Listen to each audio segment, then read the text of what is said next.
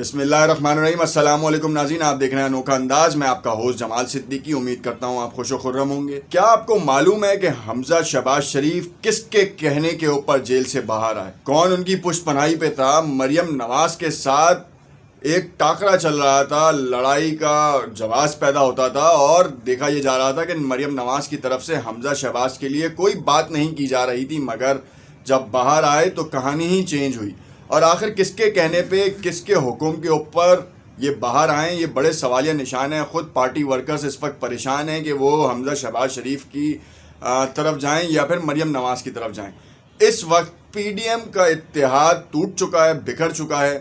कहा यह जा रहा है कि इमरान खान के लिए दरसर बनने वाली पीडीएम खुद जो है अपने पाँव पे कुल्हाड़ी मार चुकी है। आखिर ऐसी क्या बात थी कि पीपल्स पार्टी को किसकी बैक हासिल हुई, क्या सपोर्ट हासिल हुई, या इतने राह रास्त पे किस तरीके से आई कि उसने मौलाना और मरियम का साथ छोड़ दिया। देखा यह जा रहा था कि बहुत जल्द हुकूमत को गिराया जा सकता था। बहुत से ऐसे अवामिल थे। आपने देखा कि सेनेट का इलेक्शन हो, उसने बहुत बड़ा एक इम्पैक्ट क्रिएट किया। उसके बाद बिलावल भुट्टो साहब का एक बयान आया, मगर इस पीडीएम में बहुत से ऐसी चीज़ें थीं जो कि मशकूक थीं, जिनके ऊपर सवालिया निशान उठता है। हम अपनी इस वीडियो में आपको तफसील से इस बात पे आगाह बताएंगे और अपना तज्जिया देंगे। अगर आपने अब तक मेरा यूट्यूब चैनल सब्सक्राइब नहीं किया तो उसे सब्सक्राइब कर लें ताकि आपको आने वाली तमाम वीडियोस मिलती रहें। अब सबसे पहले बात करते हैं मरियम नवाज और हमजा शहबाज की लड़ाई के ऊपर। बहुत से लोगों को ये पता है कि ये दोनों चचाजाद हैं। मरियम नवाज बड़ी बहन हैं, हमजा शहबाज छोटे हैं। मगर सियासत में कुर्सी के लिए कोई छोटा बड़ा नहीं होता और ना कोई भाई होता है।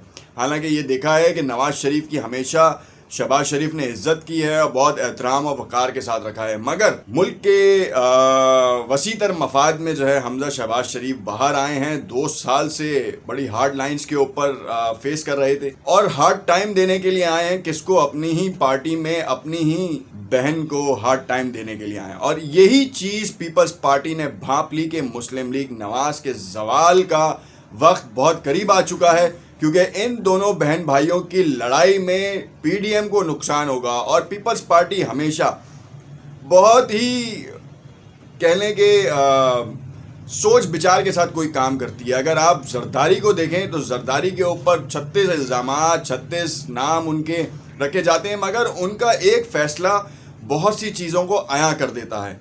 और ये भी बात यहाँ पर आया हो गई कि इस पीडीएम का जो मकसद फौत हो चुका था, उसके ऊपर जरदारी साहब ने पीपल्स पार्टी को बड़ा उरूज बख्शा, क्योंकि डूबती सियासत पीपल्स पार्टी की एक बार फिर पीडीएम के प्लेटफॉर्म से दोबारा उजागर हुई। आसफा भुट्टो जरदारी साहिबा को भी लॉन्च किया गया और तो और पूरी पीडीएम को ये बता दिया गया कि आखिर आप कहाँ चल रहे हैं, किसके इशारे पे क्या फैसले होते हैं। आप ये देखें कि सेनेट के लिए यूसुफ रज़ा गिलानी साहब को भी जो है मनवा लिया गया। ये तो एक अलग बात है कि वो जीत नहीं पाए, चाहे और उसके ऊपर इल्ज़ामात आए पीडीएम की तरफ से कि उनके अपने अराकीन की तरफ से गलतियां थीं, या फिर उन इदारों का हाथ था जो जिनके बारे में कहा जा रहा था कि इन्होंने सपोर्ट किए। अब देखना यह है कि उन इदारों की तरफ से जो आपने खदशात जाहिर किए थे उसके ऊपर भी बहुत से बयानात आ गए। खुद आर्मी चीफ साहब का भी बयान आ गया आपके सामने, मगर आपकी तरफ से तनकीद नहीं गई। अब सिनेरियो ये है कि आप अपनी पार्टी बचा लें या फिर आप जो है वो पीडीएम का स्टेज बचा लें। मौलाना फजलुर रहमान साहब के ऊपर सबसे बड़ा मसला ये है कि उनके पास अक्सरियत नहीं है किसी भी जगह पे, चाहे वो सूबे में हो, चाहे वो पीडीएम में हो, चाहे वो हुकूमत जब भी वो हुकूमत में रहे उसमें हो। सिर्फ और सिर्फ उनको बहुत सी अलग अलग ऐसी वजारतें दी गई जिसका आप सबको मालूम है। खैर, हम उस बात में तस्करा ना ही करें तो बेहतर है। और इस वक्त जो सबसे बड़ा जो अलमिया है वो ये है कि इमरान खान साहब को करोना हुआ, उनकी बेगम को करोना हुआ, उसके ऊपर मगलजात शुरू की गई, चाहे वो किसी की तरफ से भी हो। हालांकि फिर हमने देखा कि पीडीएम के रहनुमाओं की तरफ से भी जो है वो इमरान खान के लिए नेक ख्वाहिशात का इजहार किया गया।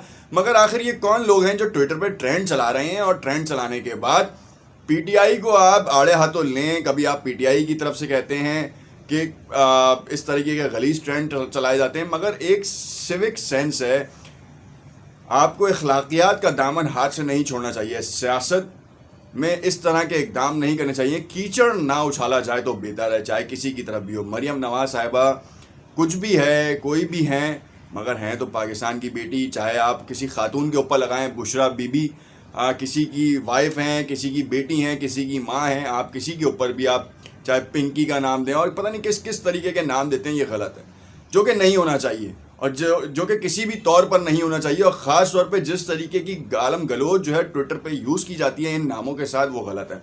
अगर ये करप्शन है, चोर हैं, तो अदालतों से सज़ा मिल जाएगी और मिल रही है, तो आप उसके ऊपर उनको इस तरीके से ब्लेम ना करें। और बेटी जहाँ पर आ जाता है वहाँ पे ज़रा एहतियात किया करें, या तो आप नाम लेके फिर कोई ऐसी बात करें जो कि सतही समझ में आए, जो कि बहुत ही ज़्यादा गलत ना हो, स्लैंग वर्ड्स में शामिल ना हो बिल्कुल भी।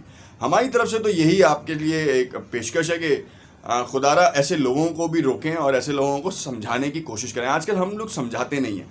खैर, अभी आपने देखा कि इस वक्त जो है वो पीडीएम का जो जवाल है वो करीब है। किसी भी वक्त ताबूत में आखिरी कील ठुक सकती है अगर आसिफ अली जरदारी साहब जो हैं दोबारा पीडीएम में शमूलियत इख्तियार नहीं करते और जो राय दी गई हैं उनके ऊपर कोई काम नहीं करते। अभी देखा जाए तो सेनेट में जो लीडर है वो मुस्लिम लीग नून के लिए सेलेक्ट करने की बात हो रही है। पीडीएम के प्लेटफॉर्म से ये बात की गई है। मुस्लिम लीग नवाज ने, वैसे ये बात हकीकत है, बड़ा कॉम्प्रोमाइज़ किया।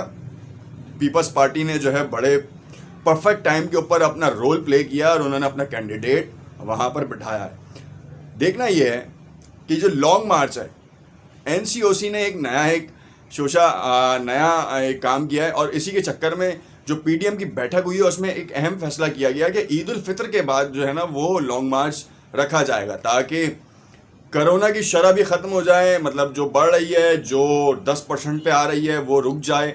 और पाकिस्तान में कोरोना के केसेस जो है अब 3000 से तजावुज़ कर रहे हैं। एक बार फिर ये तीसरी लहर बहुत ख़तरनाक कही जा रही है। असद उमर की तरफ से बयान भी है, अगर तो ये लॉन्ग मार्च होता है तो इससे और कहीं ज़्यादा फैलने का ख़दशा है, क्योंकि डेफिनेटली आवाम निकलेगी, आवाम आएगी। जो अपोजिशन अरकान है उनकी एक अपनी फॉलोइंग है, वो डेफिनेटली लॉन्ग मार्च में शमूलियत के लिए आएंगे, चाहे वो ट्रेन से आएँ, किसी भी जगह से आएँ, वो आएंगे ज़रूर।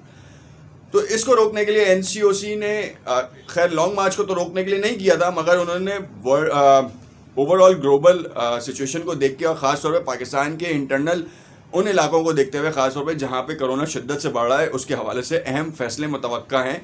और चंद अहम पॉइंट्स जो हैं वो ज़ेर गौर आ रहे हैं कि स्कूलों के ऊपर एक बार फिर पाबंदी लग सकती है। गवर्नमेंट ऑफिस में 50% की जो है वो दे दी है, सूबाई सतह के ऊपर दे दी है, फेडरल की तरफ से भी आ जाएगा, तो फिर ये एक नोटिफिकेशन बहुत बड़ा हो जाएगा। इस वक्त इकॉनमी जो है बूस्ट है, चल रही है, अच्छी चल रही है। 2020 के मुकाबले में तो प्लस ही जा रही है, मगर अगर आप 2018 या 2017 के मुकाबले में देखें तो डाउनफॉल है। अब आप इसे इकॉनमी जो ग्लोबली इम्पैक्ट कहें उसी में ले लें, या फिर आप ये कहें कि इंडिविजुअल कैपेसिटी में इस वक्त तक जो आ रही थी पिछले साल से, अगर इस साल कंपेयर करें तो ज़्यादा होगी, डेफिनेटली ज़्यादा होगी। 6 महीना कंप्लीट लॉकडाउन रहा है, कोई इस टेन्योर पे तो कोई भी नहीं है। इस वीक से तो जैसे अगर मार्च 2020 की बात करें तो लॉकडाउन शुरू हो चुका था, तो डेफिनेटली उससे ऊपर जाना शुरू हो गई है, क्योंकि आपने पिछले 6 महीने का देखा या फिस्कल ईयर देखा, फिस्कल ईयर में तो ये ऊपर ही आ रहा होगा। खैर, हम इस बात को भी छोड़ देते हैं, मगर जो सोचने की बात है कि पीडीएम का अगला मुस्तकबिल क्या है और किस वक्त पीडीएम को उरूज मिलता है या फिर इख्तितामी कार्रवाइयाँ शुरू होती हैं। देखते रहिएगा अनोखा अंदाज। हो सकता है हमारा तज्जिया आपकी समझ में आया होगा और आप इससे कुछ इस्तेफादा हासिल कर सकें। कमेंट में अपनी राय से ज़रूर आगाह कीजिएगा। शुक्रिया।